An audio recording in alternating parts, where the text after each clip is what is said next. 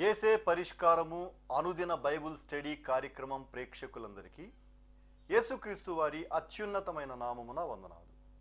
ప్రభువునందు ప్రియా దేవుని బిడ్డలారా, నేటి దినము బ్రదర్ కారుపాటి శ్యాన్సాగర్ గారి ద్వారా బైబుల్ స్టడీలోని వాక్య ధ్యానమును ఆది కాండము నుండి ధ్యానం చేసుకుందాం.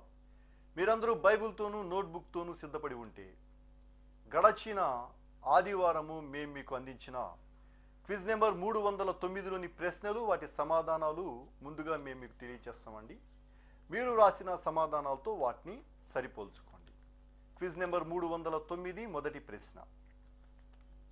అందరికన్నా ఎక్కువ కాలము జీవించిన వ్యక్తి ఎవరు? దీనికి సమాధానము మెతూషెలా, 969 సంవత్సరములు. రెండో ప్రశ్న. ఓడ ఏ చెక్కతో చేయవలెను? దీనికి సమాధానము చితిసారకపు చెక్కతో. మూడవ ప్రశ్న. ఈ తరము వారిలో నీవే నీతిమంతుడవై ఉండుట చూచి తిని. రిఫరెన్స్ వాయండి. దీనికి సమాధానము ఆది కాండము 7వ అధ్యాయము 1వ వచనం. నాలుగో ప్రశ్న. ప్రచండ వర్షము ఎంత కాలము కురిసెను? దీనికి సమాధానము 40 దివారాత్రులు. ఐదో ప్రశ్న. నోవహు ఓడ నుండి బయటకు వచ్చి వెంటనే ఏమి చేసెను? దీనికి సమాధానము బలిపీఠము కట్టి పవిత్ర పశువులు పవిత్ర పక్షులలో కొన్నిటిని దహన బలిగా అర్పించెను. అలాగే క్విజ్ నెంబర్ 300లో ప్రశ్నలు కూడా రాసుకోవడానికి ప్రయత్నం చేసుకోండి. ఈ క్విజ్ నెంబర్ 310 ఆది కాండము 9వ అధ్యాయం నుండి 12వ అధ్యాయం వరకు ఇవ్వబడిన ప్రశ్నలు. మొదటి ప్రశ్న. నిబంధనకు గుర్తుగా ఏది ఉండును? నిబంధనకు గుర్తుగా ఏది ఉండును? రెండో ప్రశ్న. నిమ్రోదు తండ్రి పేరు ఏమి? నిమ్రోదు తండ్రి పేరు ఏమి? మూడో ప్రశ్న. బాబేలు నందు దేవుడు దేనిని తారుమారు చేసెను? బాబేలు నందు దేవుడు దేనిని తారుమారు చేసెను? నాలుగో ప్రశ్న. భూమి యొక్క సమస్త వంశములు నీయందు ఆశీర్వదించబడును. రిఫరెన్స్ వ్రాయండి. భూమి యొక్క సమస్త వంశములు నీయందు ఆశీర్వదించబడును. రిఫరెన్స్ వ్రాయండి. ఆఖరి ప్రశ్న, ఐదో ప్రశ్న. అబ్రహాము శారాతో తానెవరినని చెప్పమనెను? అబ్రహాము శారాతో తానెవరినని చెప్పమనెను. ఈ 5 ప్రశ్నలకు సరైన సమాధానాలు రాసి వచ్చే శనివారంలోగా మా కార్యాలయానికి పంపించండి. మీ పేరు, అడ్రస్సు రాయటం మర్చిపోకండి. క్విజ్ రాసే ప్రేక్షకులు 3 విషయాలు జ్ఞాపకం ఉంచుకోవాలి. మీరు క్విజ్ రాసే పోస్ట్ కాదు ముందు భాగంలో మీ ప్రార్థన మనవులు రాయాలి. వెనక భాగంలో ఖాళీ ప్రదేశంలో పైన క్విజ్ నెంబరు, క్రింద 5 ప్రశ్నలకు సమాధానాలు రాయాలి. అడ్రస్ విభాగంలో బ్రదర్ కారుపాటి శాంతిసాగర్ గారు, ఏసే పరిష్కారము, వేదరాజు సినిమా హాలు వద్ద, పత్తేబాద, ఏలూరు అని వ్రాయటం మర్చిపోకండి. క్విజ్ నెంబర్ 309కి మాకు సమాధానాలు రాసిన వారు ఏలూరు పత్తేబాద నుండి వై సరోజిని, పమ్మి హన్నమ్మ, ఆర్ఆర్పేట నుండి R Navaneetham, D Sukumari, AR lines నుండి వి శిఖామణి, భారతి, జయశేఖర్, అనీషా, శాంతినగర్ నుండి M Praveen Kumar, Thangaraju, Jayaraju, Oliva Elizabeth, Sastrinagar colony నుండి కె మోహన్ రావు, వెన్నవల్లివారిపేట నుండి బి దీవెనమ్మ, గన్ బజార్ నుండి ఈహెచ్ రత్నవేణి, మట్టా అజరయ్య, కొత్తగూడెం నుండి కె వెరోనిక, భోగాపురం నుండి విజయకుమారి, మౌని, మనోజ్, మాణిక్యమ్మ, తడికెలపూడి నుండి ఊసా పద్మ, పెన్షన్ లైన్ నుండి ఏఆర్ లారెన్స్ వారి దంపతులు, ఆగడాలంక నుండి జే రూత్. మీ అందరికీ ఏసే పరిష్కారం తరపున ధన్యవాదాలు తెలియచేసుకుంటూ ఉన్నామండి. మీరందరూ సిద్ధపడి ఉంటే బ్రదర్ కారుపాటి శ్యాన్సాగర్ గారు ప్రార్థన చేసి ఈ దినపు వాక్య పరిచర్య చేస్తారు. ప్రార్థన చేసుకుందాం. దయచేసి తలలో వంచండి, ప్రార్థనలో ఏకీభవించండి. మమ్మను మిక్కిలిగా ప్రేమిస్తూ అన్న మా ప్రభు మీకు వందనాలు. వాక్యము వినుటకు ఆశతో ఎదురు చూస్తోన్న మీ ప్రియులను దీవించండి. ఈ దినం ఆదివారం మిమ్మల్ని స్తుతిస్తూ ఉన్నాము, ఆరాధిస్తూ ఉన్నాము. క్విజ్ రాసిన వారిని దీవించండి. క్విజ్ ద్వారా అనేకులు మీ వాక్యాన్ని చదవటానికి నేర్పించండి. ఎపిసోడ్ సహకారులను లేవనెత్తండి. నేటి వాక్యము ద్వారా అనేక మంది మారు మనసు పొందినట్లు అనుగ్రహించండి. యేసు ప్రభు ద్వారా ప్రార్థిస్తున్నాము తండ్రి, ఆమేన్. ప్రియమైన దేవుని బిడ్డలారా, దయచేసి మీ బైబిల్ గ్రంథాన్ని తెరవండి. ఆదికాండము గ్రంథం 20వ అధ్యాయం మీ ఎదుట ఉంచుకోనండి. 20వ అధ్యాయంలో మనం మొదటి 7 వచనాలు గత రాత్రి ధ్యానం చేశాం. గెరారు అనేటువంటి దేశంలో అబ్రహాము తన భార్య అయిన శారాను తీసుకుని వెళ్ళాడు. అక్కడ ఫరో ఎదుట చెప్పినట్లుగానే, ఐగుప్తులో చెప్పుకున్నట్లుగానే వారు అన్నా చెల్లెళ్ళు అని చెప్పుకున్నారు. దానిని బట్టి అబీమెలెకు శారాను తన యొక్క రాజమందిరానికి తీసుకెళ్ళాడు. దేవుడు శారాను బట్టి అబీమెలెకును దర్శనమందు దర్శించి మాట్లాడాడు. ఆమె ఒక పురుషునికి భార్య. నీవు తీసుకొచ్చిన స్త్రీ ఒక పురుషునికి భార్య కనుక ఆమె నిమిత్తం నువ్వు చనిపోయిన వాడవు. దేవా, నేను యథార్థంగా చేశాను, అతడు ఆమె నా చెల్లని చెప్పాడు, అందుకే అలా తెచ్చాను, నీతిగల ఇటు జనాన్ని నాశనం చేస్తావా అని ప్రార్థన చేశాడు అబీమెలెకు. దేవుడు స్పందించి, నీవు యథార్థంగా చేశావని నాకు తెలుసు, అందుకే నేను వచ్చాను, ఆమెను పంపించామన్నాడు. పంపించకపోతే నువ్వు చస్తావన్నాడు. ఉదయమే లేచాడు అబీమెలెకు. లేచి తన ఇంటి సేవకులనందరినీ పిలుస్తూ ఉన్నాడు. 8వ వచనం చదువుతాను. తెల్లవారినప్పుడు అబీమెలెకు లేచి తన సేవకులనందరినీ పిలిపించి ఈ సంగతులన్నీ వారికి వినిపించినప్పుడు ఆ మనుషులు మిగుల భయపడిరి.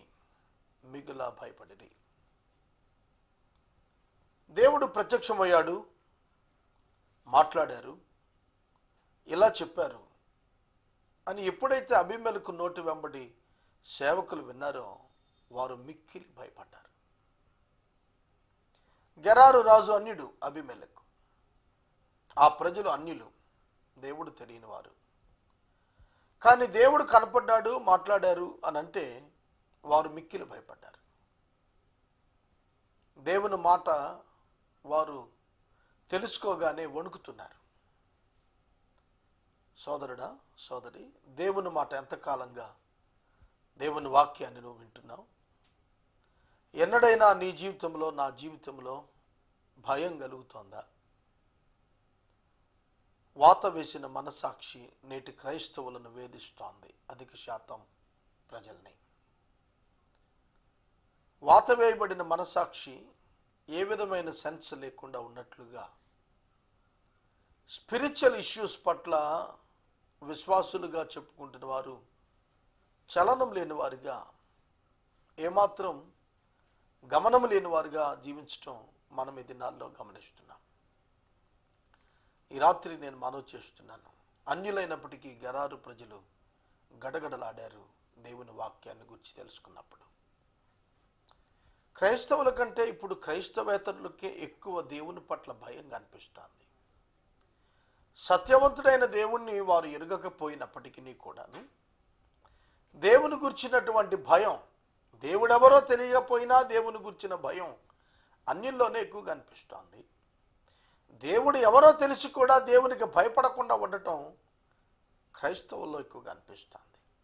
ఇది విచారకరమైన అంశం. గెరారు ప్రజలు దేవుని మాటకు భయపడ్డారు, గడగడలాడారు. తమ బ్రతుకులు ఏమైపోతాయో అని వారు మారు మనసు పొందిన వారు ఉన్నారు. నీవు అబీమెలెకు అబ్రహామును పిలిపించి, నీవు మాకు చేసిన పని ఏమిటి? నీవు నా మీదకిని నా రాజ్యం మీదకిని మహాపాతకము తెప్పించినట్లు నేను నీడలు చేసిన పాపం ఏమిటి?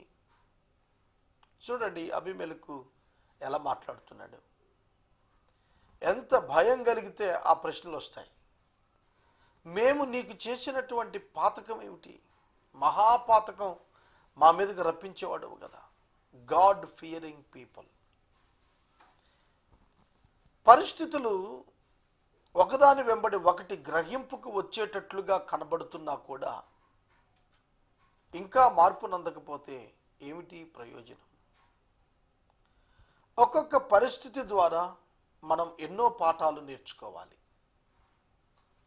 అబీమెలెకు ఈ పరిస్థితి ద్వారా చాలా చక్కటి పాఠం నేర్చుకున్నాడు.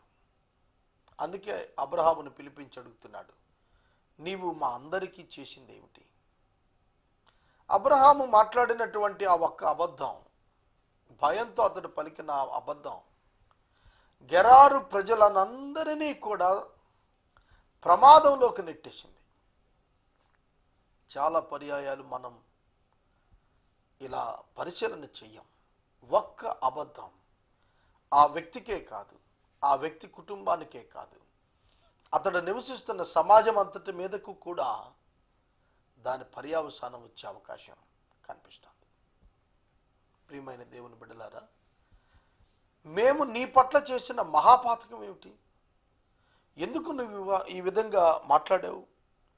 చేయరాని కార్యములు నాకు చేసితివి అని అతనితో చెప్పాను.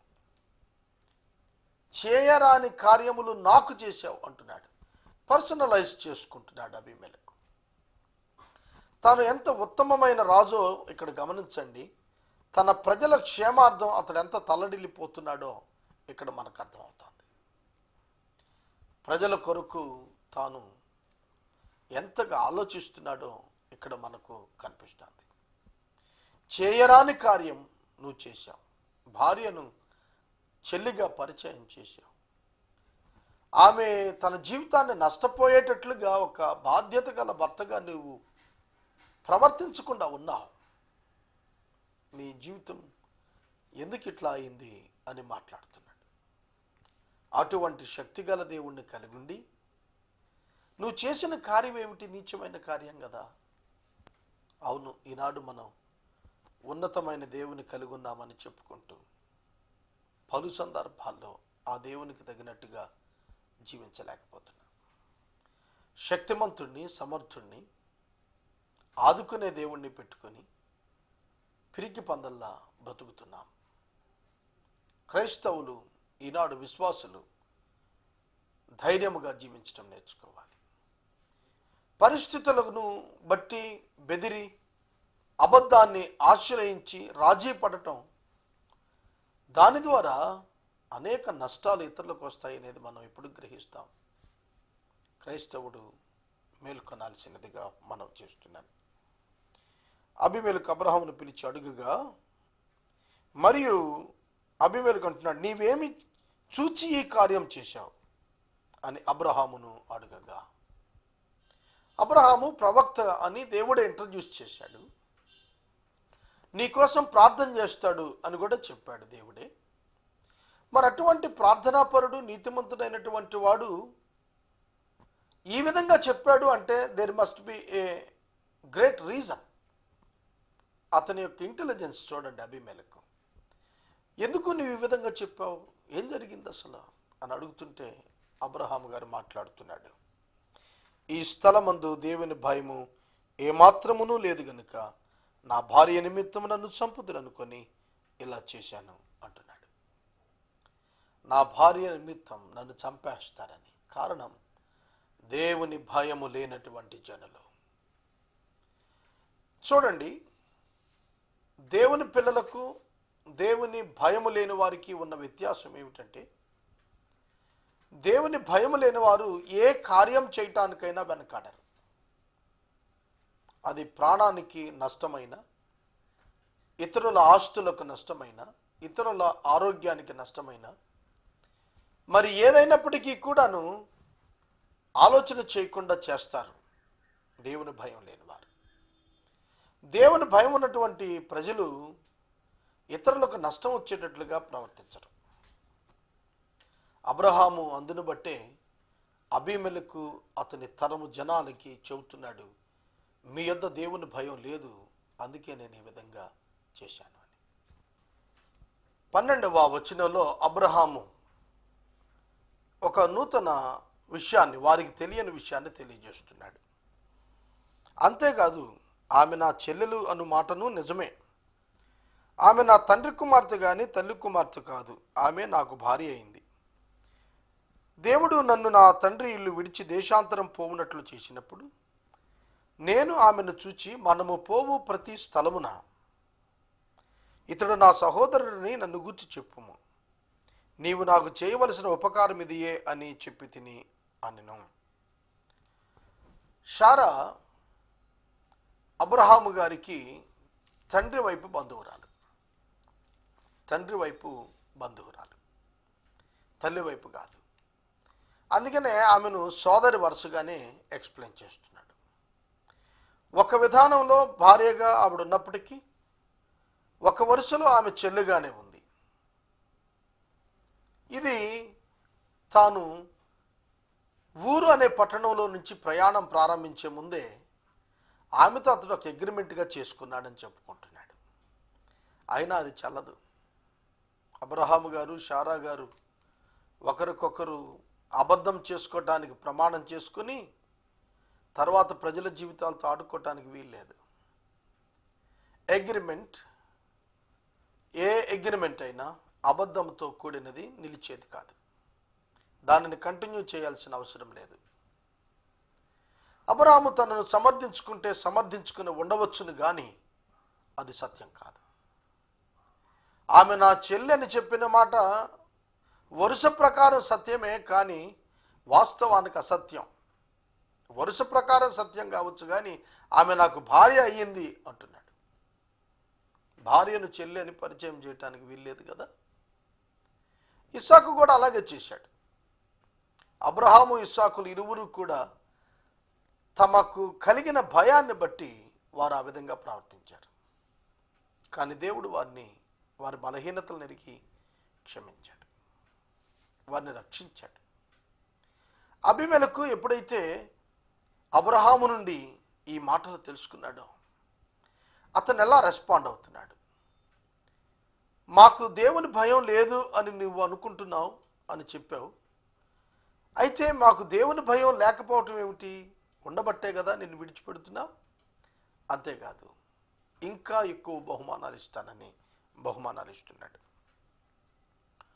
14వ వచనం, అబీమెలెకు గొర్రెలను గొడ్లను దాసదాసీ జనులను రప్పించి అబ్రహామునకిచ్చి అతని భార్య అయిన శారాను అతనికి తిరిగి అప్పగించెను. అప్పుడు అబీమెలెకు, ఇదిగో నా దేశం నీ ఎదుట ఉన్నది, నీకిష్టమైన స్థలమందు కాపురముండము అనెను. నీకిష్టమైన చోటున కాపురముండు, నిన్ను నేను కానీ మా ప్రజలు కానీ తాకం ముట్టుకోం. ఇదిగో నీకు ఇంకా ఎక్కువ బహుమానాలు ఇస్తున్నాను అన్నాడు. అబ్రహామునకు అబీమెలెకు ఎందుకు బహుమానాలు ఇస్తున్నాడు?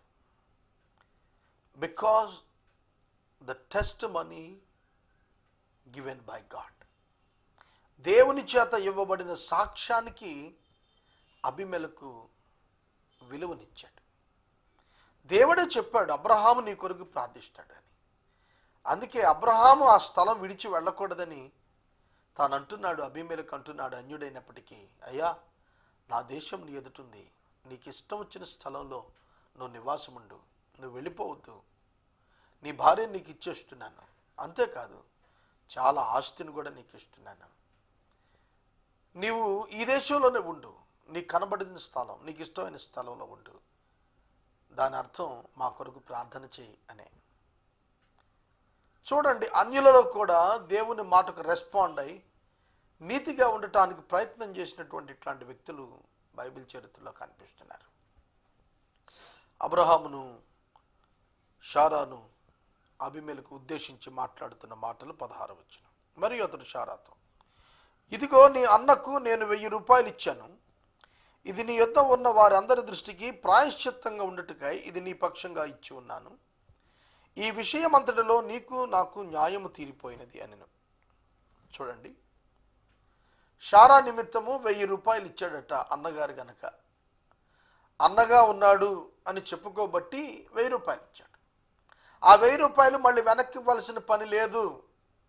సాధారణంగా పాత నిబంధన గ్రంథంలో అగ్రిమెంట్ బ్రేక్ చేసుకున్నప్పుడు 20% మార్జిన్ మనీ కలిపి ఇవ్వాలి వెనక్కు. నష్టం జరిగినప్పుడు దాని మీద 20% అమౌంట్ కలిపి నష్టపరిహారంగా కలిపి ఇవ్వాలి. కానీ దానికి అతను అంటున్న మాట ఏమిటంటే, నీ నిమిత్తము నేను ఇచ్చిన 1000 రూపాయలు మీరు నాకు ఇవ్వక్కర్లేదు, అది నష్టపరిహారంగా కాదు, పరిహారంగా ఉంచుకోండి.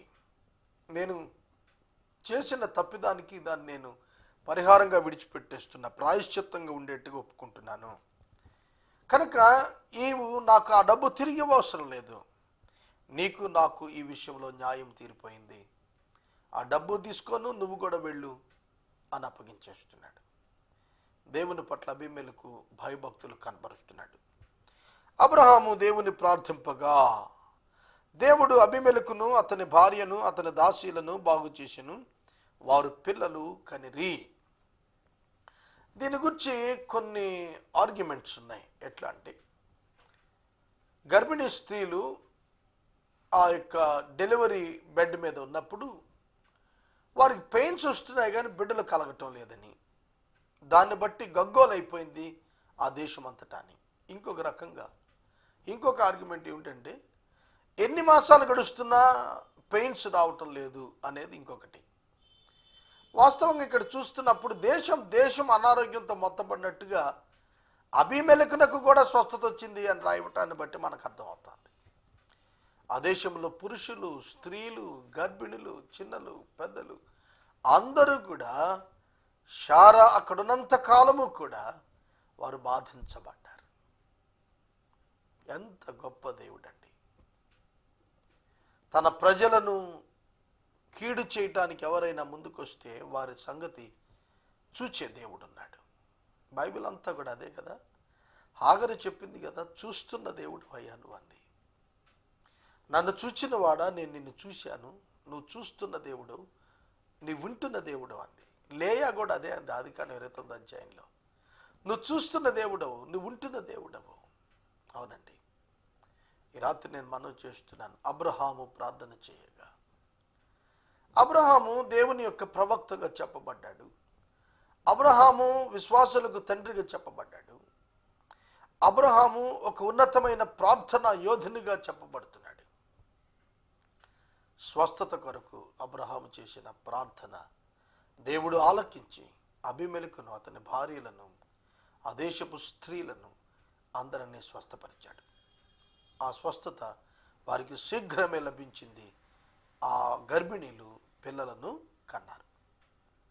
ఇమ్మీడియట్గా అబ్రహాము యొక్క ప్రార్థనకు దేవుడు జవాబిచ్చాడు. వెంటనే ఇచ్చాడు జవాబు. బైబిల్ గ్రంథంలో కొన్ని ప్రార్థనలకు ఇమ్మీడియట్ ఆన్సర్స్ ఉన్నాయి. ఏలియా ప్రార్థన ఇంకా ఆమేన్ అనక ముందే ఆకాశం నుండి అగ్ని గంధకాలు వచ్చి కురిచాయి. ఆ బలి పశువు మాంసం దహించబడింది. చాలా ప్రార్థనలు ఇన్స్టాంట్ ఆన్సర్స్ ఉన్నాయి. కొన్ని ప్రార్థనలకు చాలా కాలం జవాబులు రానివి కూడా ఉన్నాయి. కనుక మనం చేసే ప్రార్థన దేవుడు ఆలకిస్తాడనే నిరీక్షణతో మనం ఆయన యొద్దకు రావాలి. హెబ్రీ పత్రికలో రాస్తూ అంటాడు, దేవుని యొద్దకు వచ్చువాడు ఆయన ఉన్నాడని, ఆయన యొద్దకు వచ్చు వారికి సమస్తం దయచేస్తాడనేటువంటి నమ్మిక కలిగిన వాడై రావాలని చెప్పి తెలియచేశాడు. అబ్రహాము దేవుని సన్నిధిలో అబీమెలెకు కుటుంబం కొరకు, దేశం కొరకు మొరపెట్టగా దేవుడి దేశాన్ని స్వస్థపరిచాడు. ఆ దేశం మారు మనసు పొందింది. ప్రభు వైపు తిరిగారు. ప్రభు యొక్క కార్యం చూశారు. పాపాన్ని విడిచిపెట్టారు. ఈ రాత్రి నేను మనవి చేస్తున్నాను, దేవునికి వ్యతిరేకమైనది, నీతికి వ్యతిరేకమైనది, యథార్థతకు వ్యతిరేకమైనది ఏదున్నప్పటికీ కూడా నీ జీవితంలో ఈ రాత్రి దాన్ని ఇక్కడ విడిచిపెట్టేశాయి. యేసయ్య దగ్గరికి రా. ప్రభువా, నేను నీ యొద్దకు వస్తున్నాను, నన్ను కనికరించను, నువ్వు ప్రార్థన చేయి, దేవుడు నీకు జవాబిస్తాడు. ఏలయనగా అబ్రహాము భార్య అయిన శారాను బట్టి దేవుడు అబీమెలెకు ఇంటిలో ప్రతి గర్భాన్ని మూసి ఉన్నాడు. ప్రతి గర్భాన్ని మూశాడు. ఎంత పీరియడ్, ఎంత కాలము శారా అబీమెలెకు యొక్క గృహంలో రాజసౌధంలో ఉందో రాయబడలేదు, కానీ మనం కొన్ని నెలలని భావించడానికి అవకాశం ఉంది. ఎందుకంటే ఆదికాండము గ్రంథము మనము 18వ అధ్యాయములో అబ్రహాము మాట్లాడుతున్నప్పుడు దేవునితో అతని యొక్క వయసు 99 ఏండ్లు 99 ఏండ్లు అనేది రాశాడు. 100వ సంవత్సరంలో 21వ అధ్యాయం 100వ సంవత్సరంలో అబ్రహాము తన యొక్క భార్య అయిన శారా యందు ఇస్సాకును కన్నాడు. కాబట్టి ఈ 1 ఇయర్ గ్యాప్లో ఈ ఇన్సిడెంట్ జరిగి ఉంటుంది అనేది భావించవచ్చు. ఈ రాత్రి కాలము వాక్య భాగాన్ని నేను ఇక్కడ నిలుపుదల చేస్తున్నాను. రేపటి వాక్య భాగంలో 21వ అధ్యాయం మనం ప్రారంభం చేసుకుందాం. ఎపిసోడ్ సహకారులు కావాలి, దయచేసి ముందుకు రమ్మని మనం చేస్తూ ఉన్నాం. మనము ఇంతవరకు బ్రదర్ కారుపాటి శ్యామ్ సాగర్ గారి ద్వారా బైబిల్ స్టడీ నందు వాక్య ధ్యానమును ఆది కాండము నుండి ధ్యానం చేసుకున్నాం. ఈ కార్యక్రమం ద్వారా మీరు పొందుకున్న ఆత్మీయ మేలులు ఒక ఉత్తరం ద్వారా మాకు తెలియచేయండి. మీ ప్రార్థనా మనవులు మాకు తెలియచేస్తే ఏసే పరిష్కారం కార్యాలయంలో ఏర్పాటు చేసిన ప్రత్యేక ప్రార్థనా శిబిరంలో మీ కొరకు ప్రార్థిస్తాం. మీ కుటుంబ పక్షముగా ఒక ఎపిసోడ్ ప్రసారం చేయాలనుకునేవారు మాకు తెలియజేస్తే మా సిబ్బంది మీ గృహాలను దర్శిస్తారు. క్విజ్ నెంబర్ 310లోని ప్రశ్నలు మరోసారి చదువుతున్నానండి, తొందరగా వ్రాసుకోవడానికి ప్రయత్నం చేయండి. ఈ క్విజ్ నెంబర్ 310 ఆది కాండము 9వ అధ్యాయం నుండి 12వ అధ్యాయం మధ్య ఇవ్వబడిన ప్రశ్నలు. మొదటి ప్రశ్న, నిబంధనకు గుర్తుగా ఏది ఉండును? నిబంధనకు గుర్తుగా ఏది ఉండును? రెండో ప్రశ్న, నిమ్రోదు తండ్రి పేరు ఏమి? నిమ్రోదు తండ్రి పేరు ఏమి? మూడో ప్రశ్న, బాబేలు నందు దేవుడు దేనిని తారుమారు చేసెను?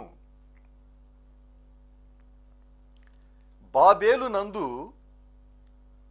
దేవుడు దేనిని తారుమారు చేసెను?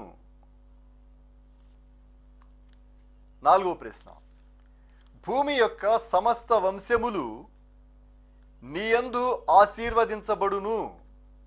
రిఫరెన్స్ వ్రాయండి. భూమి యొక్క సమస్త వంశములు నీయందు ఆశీర్వదించబడును. రిఫరెన్స్ వ్రాయండి. ఆఖరి ప్రశ్న, ఐదో ప్రశ్న, అబ్రహాము శారాతో తానెవరినని చెప్పమనెను? అబ్రహాము శారాతో తానెవరినని చెప్పమనెను? ఈ 5 ప్రశ్నలకు సరైన సమాధానాలు రాసి వచ్చే శనివారంలోగా మా కార్యాలయానికి పంపించండి. మీ పేరు, అడ్రస్ రాయటం మర్చిపోకండి. ముగింపు ప్రార్థన ఆశీర్వాదాలతో ఈ కార్యక్రమాన్ని ముగించుకుందాం. ప్రార్థన చేసుకుందాం. దయచేసి తలలో వంచండి, ప్రార్థనలో ఏకీభవించండి. మమ్మల్ని మిక్కిలిగా ప్రేమిస్తున్న మా ప్రియ తండ్రి, మీకు వందనాలు. వాక్యం వింటున్న బిడ్డలను ఆశీర్వదించండి. నూతన ఎపిసోడ్ సహకారం లేవనెత్తండి. క్విజ్ రాసిన వారిని దీవించండి. ఘనత, మహిమ, ప్రభావాలు మీరే పొందండి. యేసు దివ్య నామములో ప్రార్థిస్తున్నాను తండ్రి, ఆమెన్.